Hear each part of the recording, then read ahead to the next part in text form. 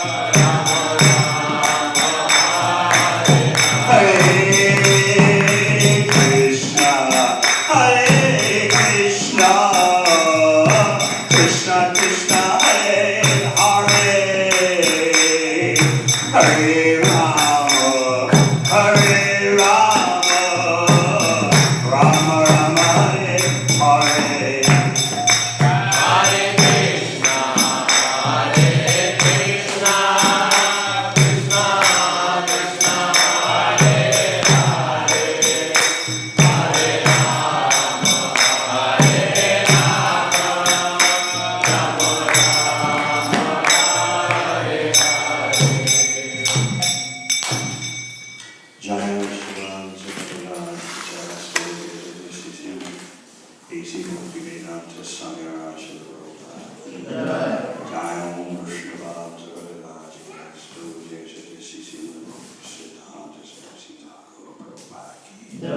Gaura Premanandi.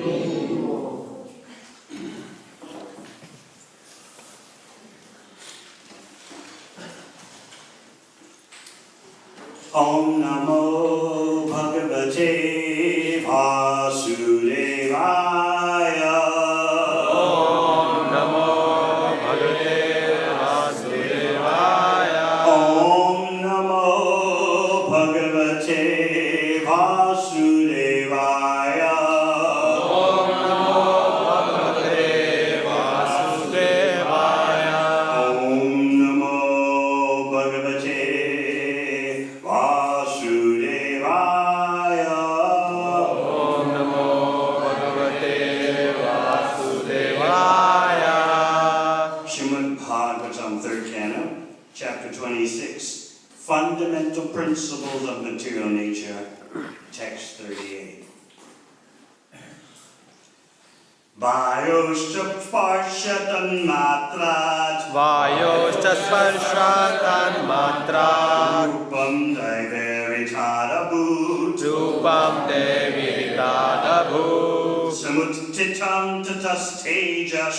Samuttitam tatas tejas. Chakshurupopalambhanam. Chakshurupopalambhanam. Vayoscha sparshatan matrat. Vayoscha sparshatan matrat. Rupam daiveritadabhut. Rupam deviritadabhut. Samuttitam tatas tejas. Samuttitam tatas tejas. Chakshurupopalambhanam. Chakshurupopalambhanam. Vayoscha sparshatan matrat. Vayoscha sparshatan matrat. Rupam daiveritadabhut. Rupam deviritadabhut. Samuttitam tatas tejas. Samuttitam tatas tejas. Chakshurupopalambhanam. Chakshurupopalambhanam.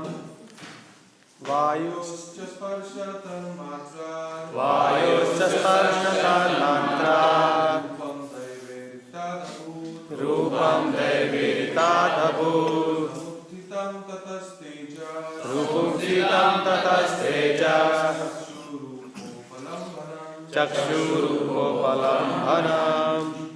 Vayoscha sparshatan matrat. Vayoscha sparshatan matrat. Rupam deviritadabhut. Rupam deviritadabhut. Samuttitam tatas tejas. Samuttitam tatas tejas. Chakshurupopalambhanam.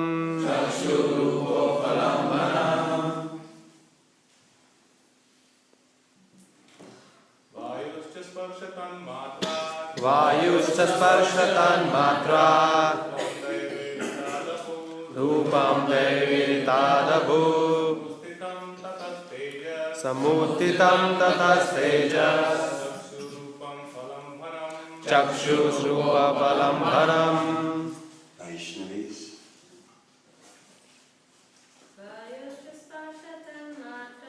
Vayoscha sparshatan matrat.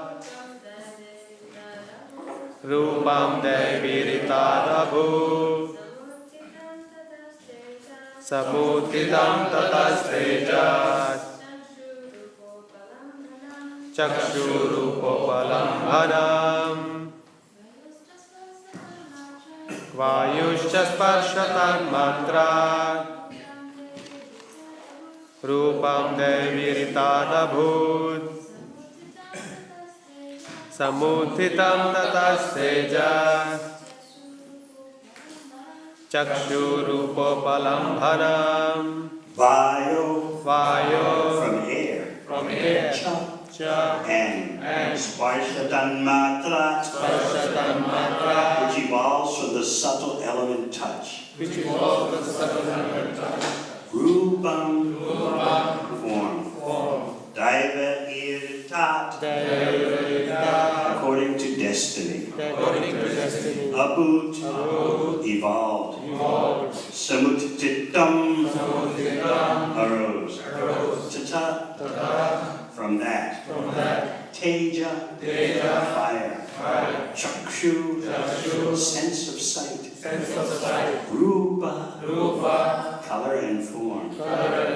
Upalambanam,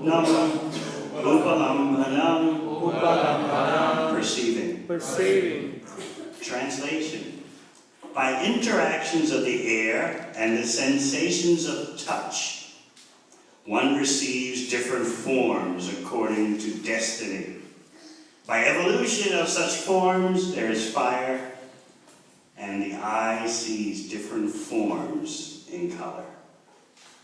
Purport: because of destiny, the touch sensation, the interactions of air, and the situation of the mind, which is produced of the ethereal element, one receives a body according to his previous activities. Needless to say, a living entity transmigrates from one form to another. His form changes according to destiny and by the arrangement of a superior authority, which controls the interaction of air and the mental situation. Form is the combination of different types of sense perception. Predestined activities are the plans of the mental situation and the interactions of air.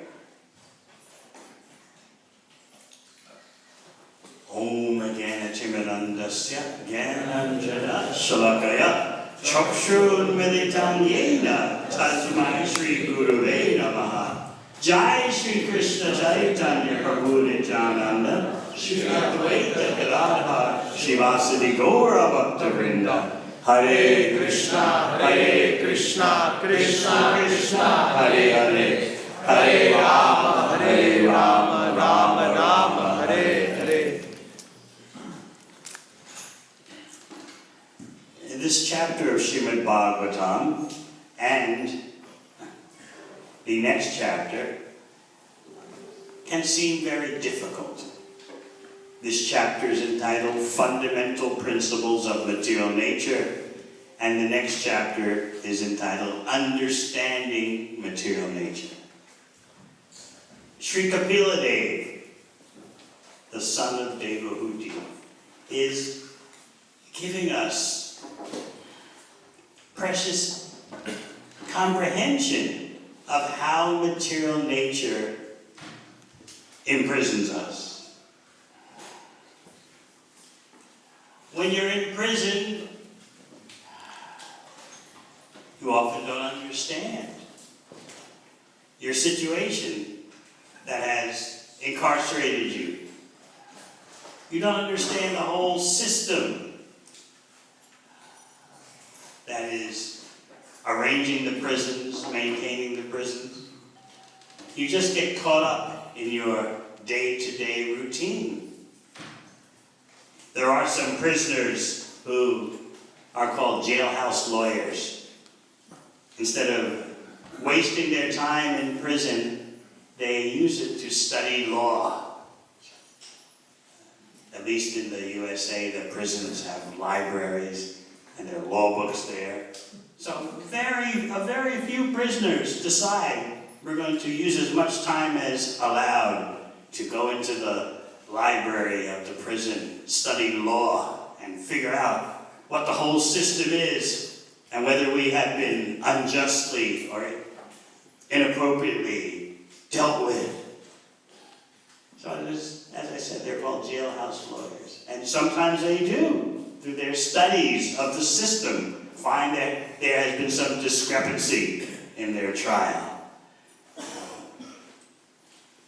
Lord Kapila Dev is giving us that kind of jailhouse information. But the amazing thing is, we feel peaceful and comfortable for the moment in the material world, in our prison, and therefore we don't have the motivation to try to understand. We're very unmotivated. Those of you who work, you know that employers, they don't want someone who appears to be unmotivated. They've hired you to be their highly motivated servants, slaves. And they want to see that you're a goer, that you're keen, that you're ready to surrender. So no boss wants an unmotivated employee. We're trying to get rid of them. But just look at our situation in material existence. How, if we can be peaceful and gratified for one moment, then, okay, things aren't so bad. Life will go on. We get bought off so easily. Just like these little children here. If they can color in some coloring book, if they can do some little activity during Bhagavatam class, then okay, I'll stay for class. They get bought off so easily. Another example is the island of Manhattan, which in my pre-devotee days I thought was a dom.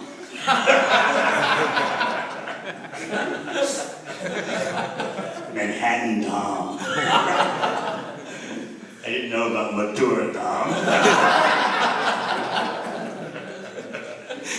So, in the early days of the American history, this island was purchased from the Native American Indians by the first European settlers for the sum of $20 worth of trinkets. Glittery, jewelry-like objects. The European settlers gave them that in exchange for the whole island of Manhattan. And what were the Native American Indians thinking? These guys, they want some land? What's the big deal? There's land everywhere. Look at these nice trinkets. We've never seen such before. So, the Native American Indians had two assumptions. Number one, these trinkets are unique. To the Europeans, the trinkets were just junk jewelry. But to the Native American Indians, they'd never seen them before. How fascinating. And the second thing the Native American Indians thought was, they want some land. They want this island of Manhattan. There's land everywhere. More than these guys will ever know. So yeah, we're going to take the island. We'll take these trinkets, this cheap jewelry. So we're like that. We have no appreciation of the value of every moment. We think, I've got so much time. What's the pressure? And look at the trinkets I'm getting. Look at the cheap jewelry that I'm getting in my life. I've had a few magic moments where everything clicked. I've had some successes. Life will go on. So in this way, we simply become prisoners that are unmotivated to get out. Whereas those who are the jailhouse lawyer type prisoners, they want to understand what are the fundamental principles of my imprisonment. And this knowledge is what Lord Kapila Dev is trying to give us. But I can understand that this knowledge, called Sankhya Yoga, can appear difficult to us or very strange. Because when you're a prisoner, due to the daily routine, generally you don't understand the whole prison system that the government has arranged. You're just so caught up in your daily prisoner routine. And this is what happens in material nature. We get so caught up in our daily routine, based on the body, that when we do get some information about the whole prison system, it sounds exotic to us. And impenetrable, difficult to understand. Sankhya Yoga means to analyze the prison. universe and get to the root. And of course, the root is the Supreme Personality of Godhead. This is what Lord Kapila Deva, an incarnation of Bhagavan, the Supreme Personality of Godhead, is teaching us. What is at the root of material nature? He's not just simply teaching about material nature. He's teaching where it comes from, what is its purpose, and how to get out. This knowledge is very precious.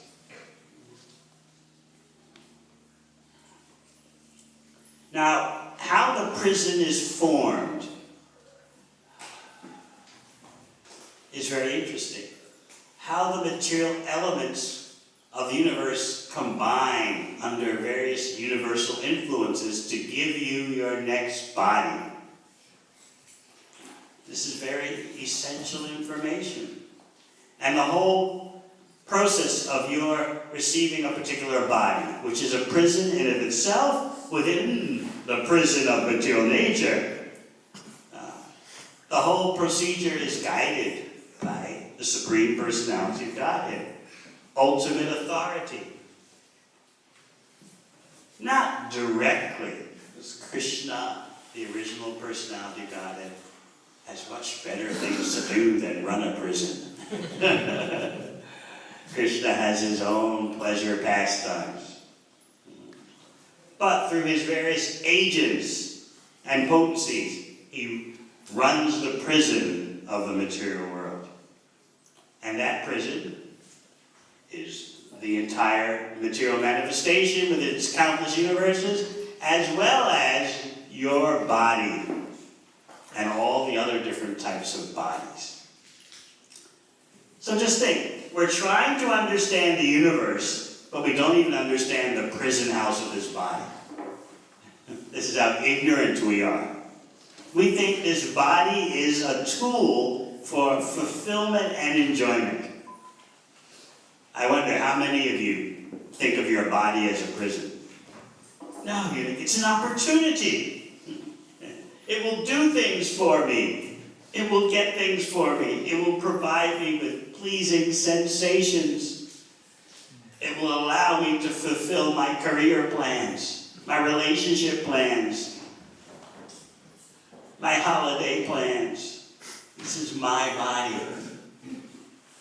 But my body is a prison? No.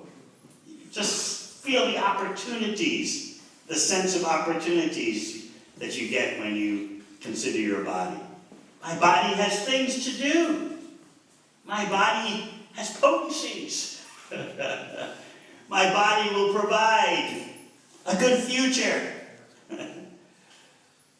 We don't think of our body as a prison that we need to get out of.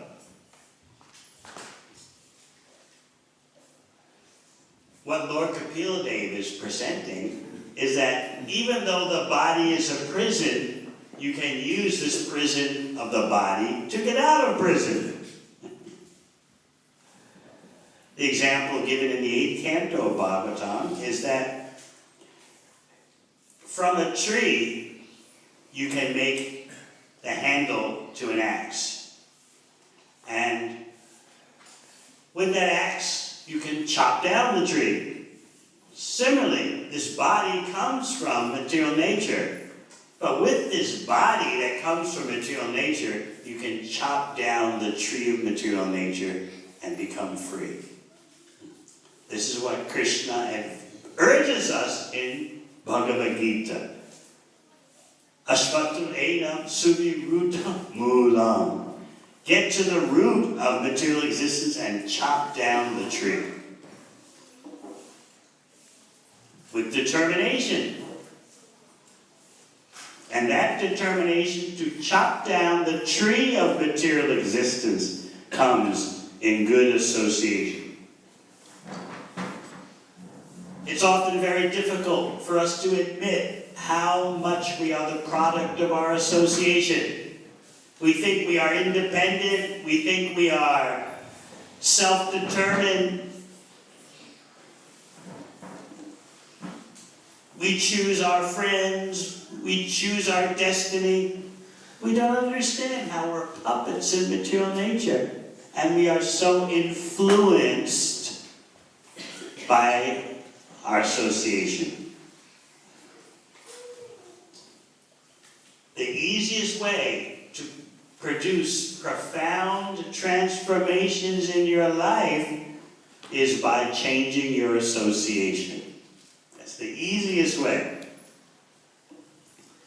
The easiest way to tolerate challenges and difficulties in your life is through the proper association. Proper association helps you to understand how the challenges and difficulties can be used all for the good.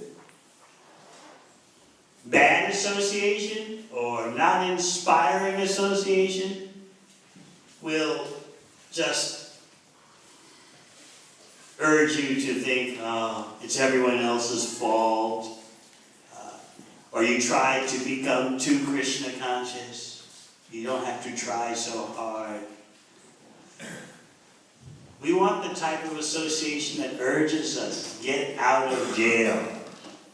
We don't want the type of association that urges us, take your time, be comfortable in jail, it'll work out.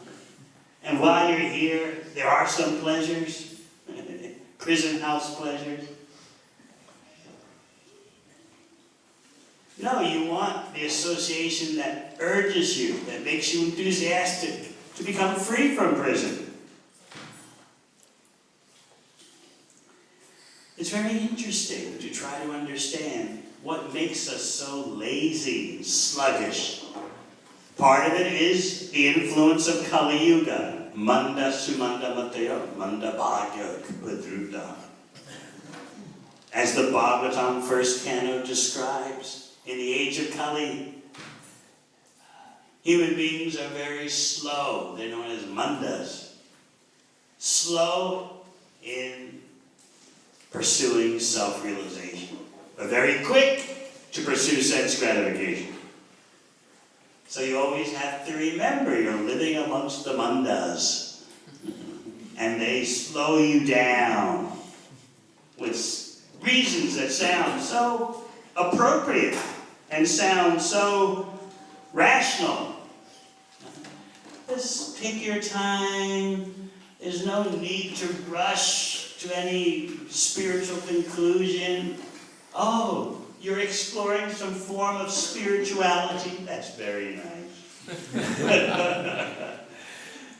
It's good to have a little bit of that mixed in with your main goals in life.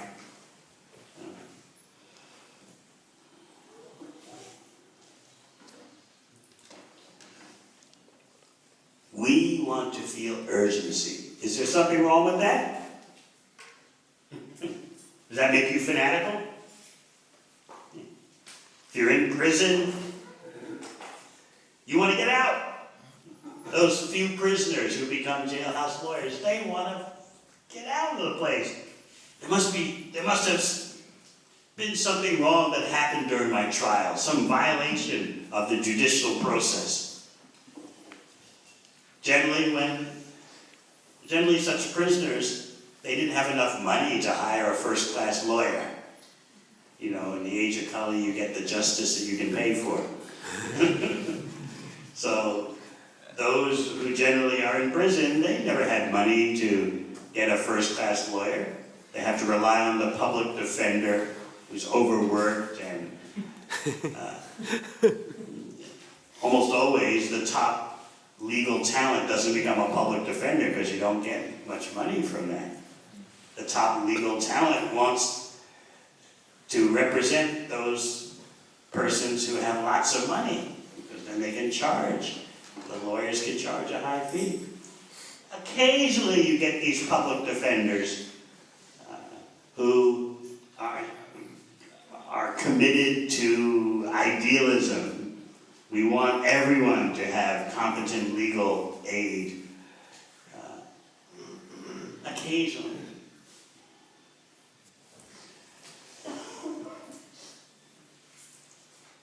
So there you are, in prison. If you're intelligent, you think, how did I get here? And how can I get out? Let me be enthusiastic and feel a sense of urgency. So such prisoners, every spare moment they can, they're in the library, the prison library, studying law books. You know, law books are very dry. They're not entertaining. They're not meant for your entertainment. But the prisoners are so eager. They're feeling such an urge. I've got to get out. I've got to uncover some flaw in my case, some flaw in my trial. And it seems hopeless. The prison guards are telling them, oh, you know, you're here because you deserve to be here. You're never getting out of here before you're supposed to. But this very rare type of prisoner is so determined against all odds. And they study the law, and in many cases they end up knowing the law better than lawyers. They're so determined. And it does happen that they uncover some flaw and they bring up their case for review and they get out. So we want that sense of urgency to get out of material illusion. How do we do that? By engaging in Krishna's service. A real devotee, now this is on another level, please understand. A real devotee actually doesn't demand Krishna. Wants the devotee to do the service. A real devotee never demands Krishna. Get me out of the material world. Take me back to Godhead. A real devotee simply wants service wherever Krishna wants the service to be done. But the mystery of bhakti is that attitude is back to Godhead.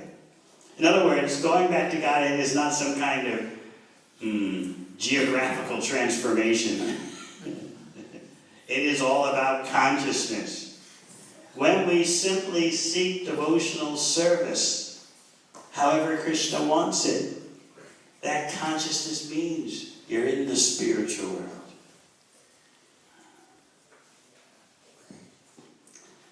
Srila Prabhupada explained this in Melbourne. That when you're thinking how to supply pleasure to Krishna, when you're thinking how to use everything to satisfy Krishna, then you're not in Melbourne, you are in the Loka Vrindavan, just by that consciousness. So yes, we want to get out of the material world, but what does that really mean for a mature devotee? It means such a devotee wants to be fully engaged in devotional service with all the senses. As Krishna explains in Bhagavad Gita, Mam chayo vyabhicharena bhakti yogena sevate. Sargunan samatityayitan brahma vyaya kopate. When you are fully engaged in devotional service without interruption, you are free from the modes of material nature. So this is why Lord Chaitanya teaches us to pray. Mama janmani janmani shrade bhavatad bhakti ahoyachiki tvai. Birth after birth, I don't mind as long as I have service.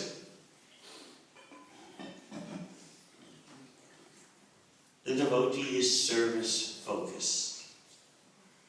And through that focus, a devotee is free from material existence. So let us analyze our motivation. Let us look at our association. Are we one of those prisoners who just wants to relax in prison and not worry about the passing of the days and nights, and be happy that in your prison cell there's a little TV that you can watch all day? That's how they keep prisoners pacified. They have a little TV in the prison cell. You can just just sit there in your cell and watch TV nonstop. Is that what's going to fulfill you? No, you should get out and feel the motivation to get out of prison. This is what Lord Kapila is giving. He's teaching you how the prison is formed. And it can sound a little difficult. Interactions of the air, the sensations of touch. One receives different forms according to destiny. By evolution of such forms, there is fire, and the eye sees different forms in color. Just take it, in short, that we don't understand how we're being entombed, how we're being imprisoned. We don't understand the construction of the prison. We're hearing about it with uneducated ears. One thing we can immediately understand is what Krishna talks about in chapter 2 of Bhagavad Gita. Dehantara, changing of the body.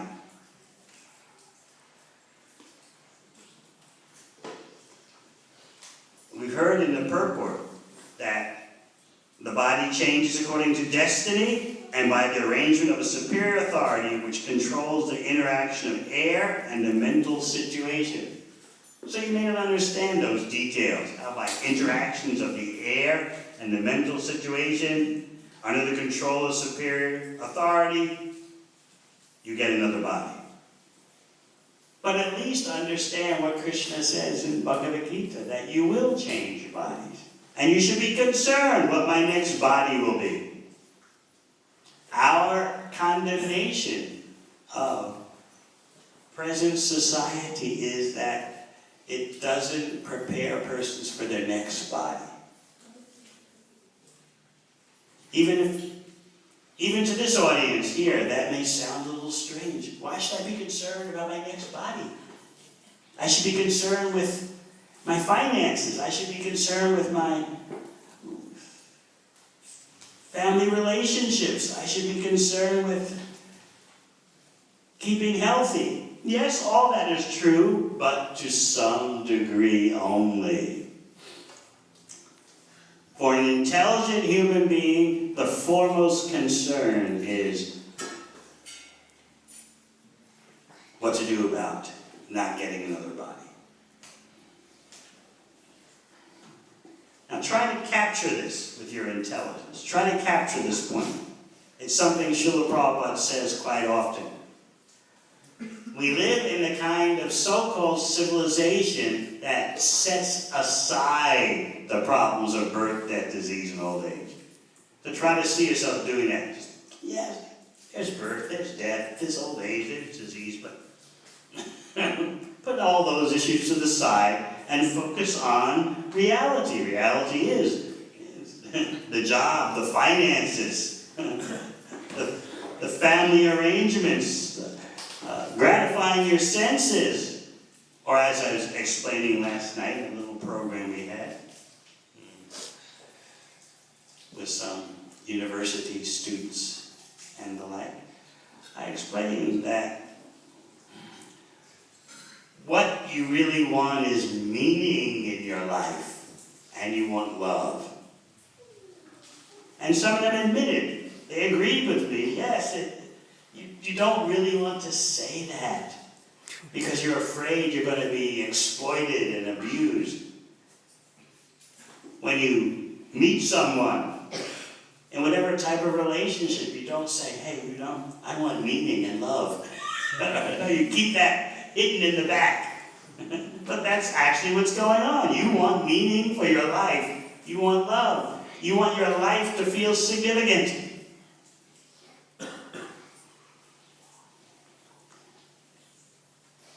Even in traditional society in India, where everything is about do your duty. Your parents have said do this, so you must do that. This is what your grandparents have done. Of course, you know, it's all changing. But in the traditional way, your life is already pre-planned. You marry according to whom your parents arrange you marry. Everything is about duty. Everything is about tradition. But still, even in that kind of society, underneath it all is the human urge for meaning and love. You're trusting in the system of cultural tradition, family tradition. You're trusting in that. I'll buy into this. Generations before me have bought into this system, and this way I'll get the meaning and love that I need. And what's the Western way? Based on the chaos of Western society, look, who cares about family? Who cares about this or that? You have to find your own meaning and love your own way. So whether it's this way, the traditional Indian way, or the wild Western way, everyone wants meaning and love.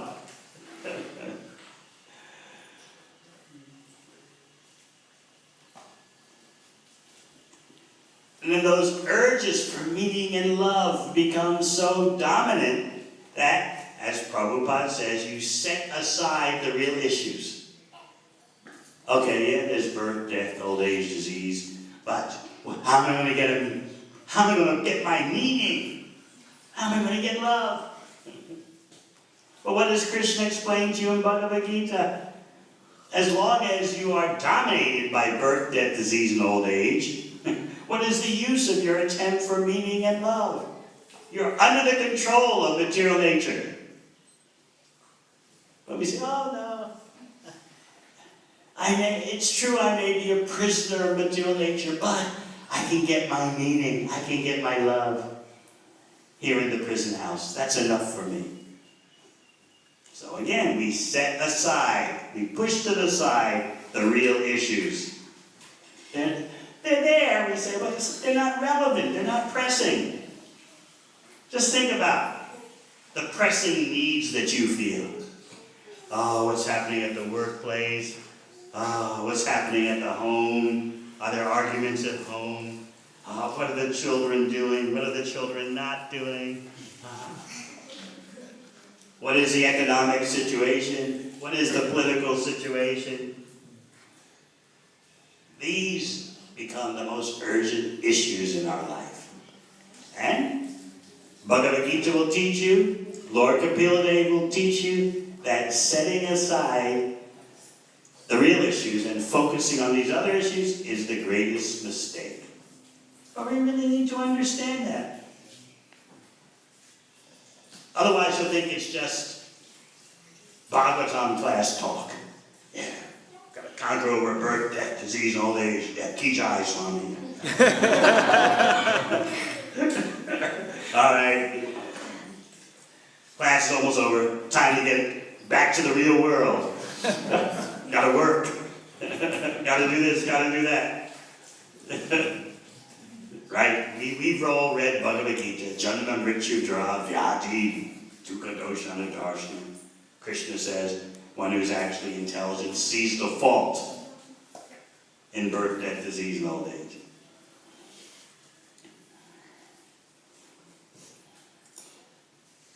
Still, in spite of our conditioning, we need to learn to consider. And you can only learn to consider the real issues in the proper association that's motivating you. Push forward, push ahead. Because the body will change.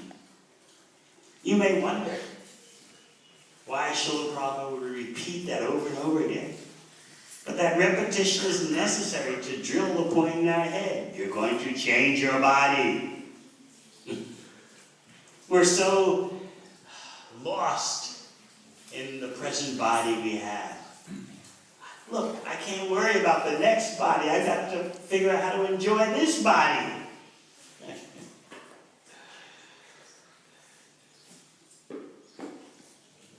We feel like the advert I saw for a fitness center. Had a sign in big letters on the fitness center. One life, one body, one opportunity. Sounds natural, doesn't it? One life, one body, one opportunity. Sounds practical.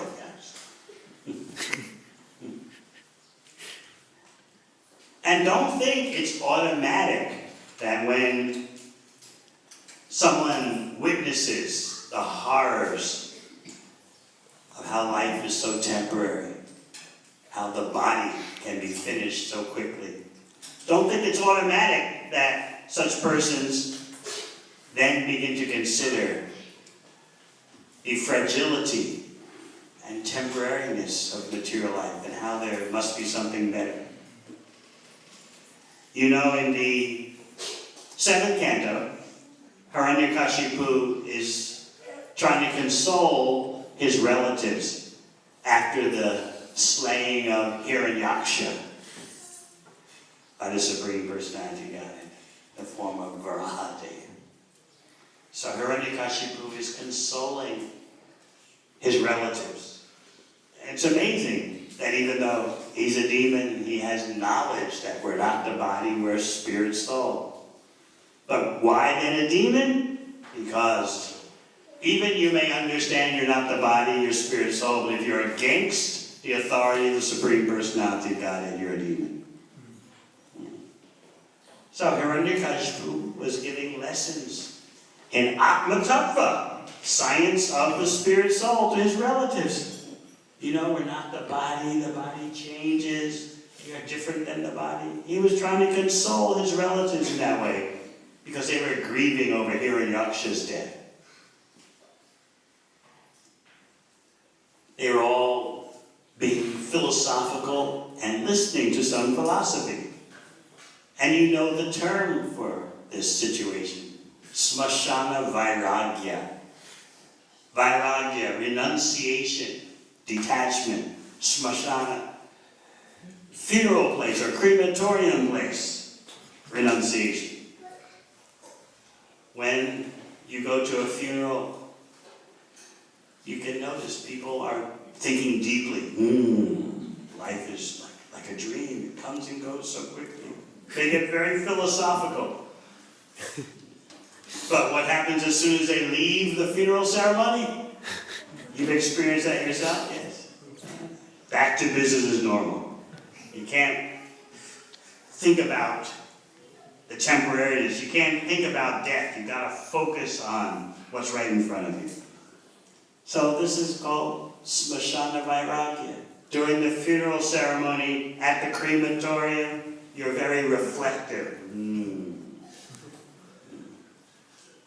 And maybe you're looking at the dead body and you're thinking, soon that will be me. Yes, many of you have been to funeral ceremonies and you've seen the body and you're thinking, soon. It's just a matter of time before my body will be like that, lifeless and dead. So you're thinking philosophically, what is the real purpose of life? I've got to find out. But then the ceremony is over. You leave, you go back to work, you go back to your normal routine, forget all about it. Because you have to focus. Material life demands, you have to be motivated. Philosophical reflection doesn't give you the opportunity to be super motivated for material life. But not everyone even comes to this level of temporary renunciation, crematorium renunciation. Some persons go the opposite. Did you know that? I've heard directly from emergency room staff at a hospital. Those persons who are in the emergency room, medical staff who receive all the ambulances of persons who have been crushed in auto accidents and burned and fired. If they're atheistic, do you know what they say? Seeing all that death, seeing all that gruesome horror just makes us more determined to enjoy life while you have it. Yeah, they say like that. Not that seeing those horrors causes them to be detached. Oh, what is life? How temporary it is. How fragile the body is. How easily we can be snuffed out. No, they've been seeing these mangled bodies coming from auto accidents, seeing these burned bodies makes us realize you've got to Enjoy every moment that you got. Get it while you can. So this is why Krishna says what is night for the materialist is day for the introspective sage, and vice versa. Two different worlds, two different visions. Let us appreciate Lord Kapila Dev's advice. He's trying to teach us about the prison, our terms of imprisonment, and how to get out through devotional service. All right, any questions?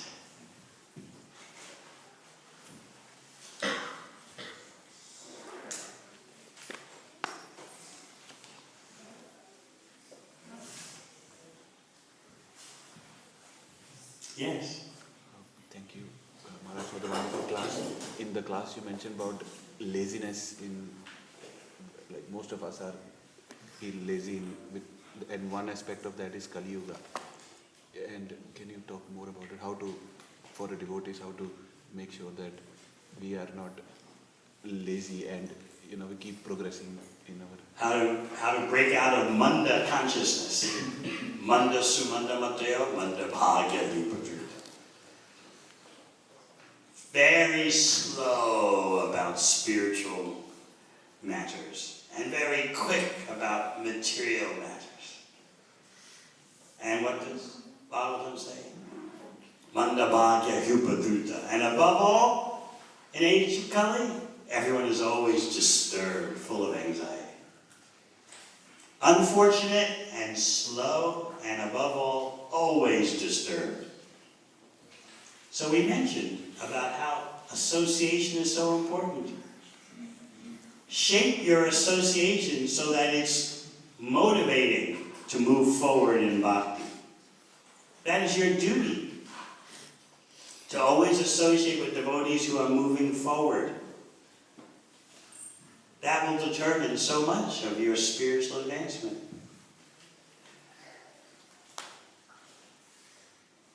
In the association of those who are more motivated than you, you'll share in their motivation. And then you can help others to be more motivated. Otherwise, it is difficult to motivate yourself on your own. Because the influences from material nature, from the prison, are so powerful.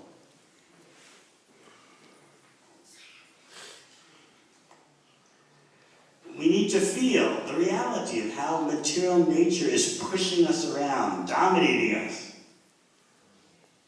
Try to consider that.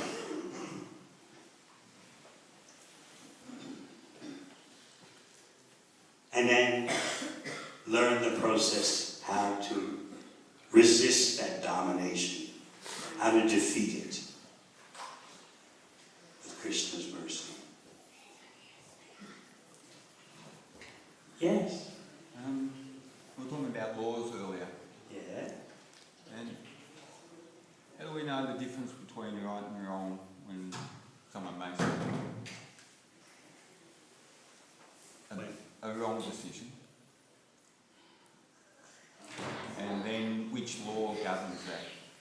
Srila Prabhupada's policy say we allow the karmi law, as we call it, we allow them to do their job. So do we go against those laws if we feel? Human laws are imperfect, but because we are an outreach society of devotees, we act in such a way that does not jeopardize Lord Chaitanya's missionary focus. But we do recognize that human-made laws are imperfect. Yeah. Still, because we're in this world for the purpose of spreading Lord Chaitanya's mission, we acknowledge those laws. We follow them so that our outreach mission is not jeopardized and threatened. But we understand that Dharma to Sakshat Bhagavat Pranita. The real laws, Dharma, come from the Supreme Personality of Godhead. No imperfect, tiny human being can make laws that apply to everyone in all circumstances and all times. So we have a double vision. We know the real laws are Dharma. At the same time, we're living in a material society, and we want persons to be attracted to Lord Chaitanya's mission.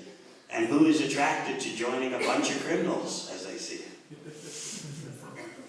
Everything belongs to Krishna, it's true. But what happens if you all just walk out of this class and start breaking into people's houses? Hey, what you've got belongs to Krishna. Who's going to be attracted to join that?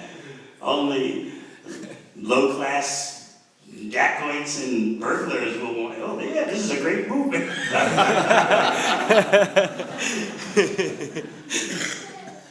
So we recognize that Krishna is the real proprietor, and actually everyone is a thief in the material world. But for the sake of outreach, we follow the laws so that we don't spoil the outreach mission. Just like years ago in Melbourne, devotees had created a problem by raiding one greenhouse for flowers to give to the deities. I used to work there. Huh? I used to work there. Now, yes, the flowers all belong to Krishna, and flowers offered to the deity get so much benefit. But at the same time, raiding the greenhouse would cause some public relations problems.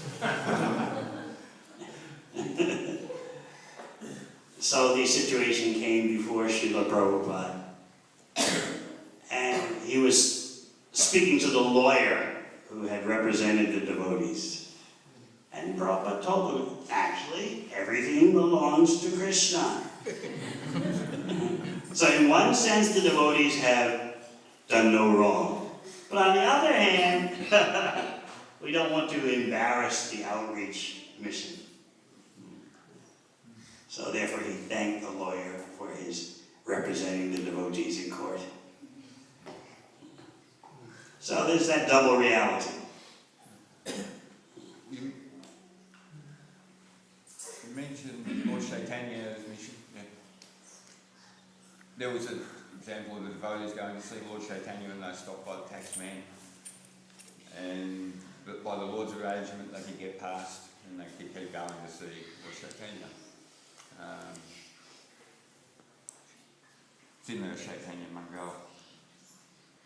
That part. I'm not sure the exact chapter, I can't reference it. But then there's the friend of the associate,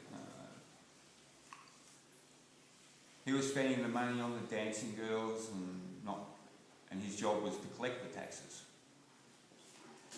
But he got, you know that one? Gopinath Pattanayaka. Yes, that one. And he had to No, he wasn't spending money on dancing girls. But Lord Chaitanya said like that because devotees were coming to him saying, can you please save Gopinath Pattanayaka? He's tax collector. He's about to be executed by the king because he didn't hand over all the tax monies. So Lord Chaitanya was demonstrating his role as a total sannyasi with nothing to do with the material world. Why are you bringing these problems to me? If Gopinath Pattanayaka didn't turn over all the tax money to the king, then that's his problem. Anyway, what's he doing? He's spending it all on dancing girls. In other words, don't bother me. And he said he couldn't help him. But actually, indirectly, he did. Yes. And at the end of that pastime, Gopinath Pattanayaka came out materially better than before. But he told Lord Chaitanya, this is not the real benefit of your influence, that I'm more wealthy than before. The real benefit of your mercy is pure devotional service to you. I have not gotten the real benefit. All right. Thank you very much. Hare Krishna.